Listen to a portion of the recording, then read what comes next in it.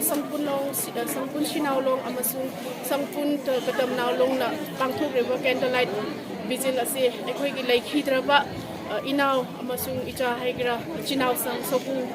sopung naw amasung yurangam basung mabani gi laikhidabasi nungai taba phungdok tu nai khoi ngasi gi numit asida Candlelight Vigil asi thoram asi lokhatpani haibati asigumasi amnamta gi punsida or family da thokdaba oishnu haibasi akhoina asigi thoramsi strongly Candlelight Vigil asina utlaga akhoina pangthokjabani aduna we want peace haibasi akhoina haijaningi aduna su aiduna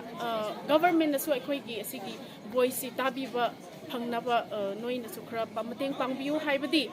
sumaina thogribasi innocent people life has been gone haibni aduna innocent gi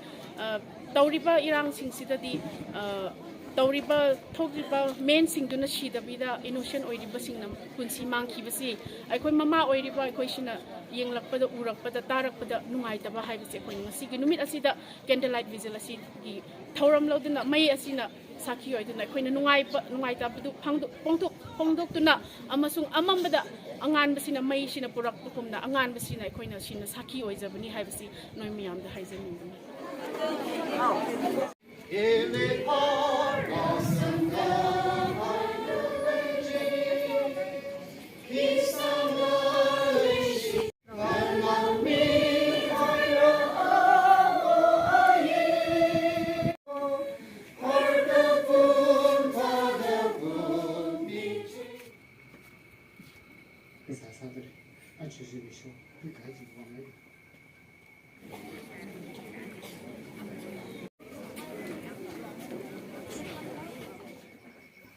Mike actually just sang it over.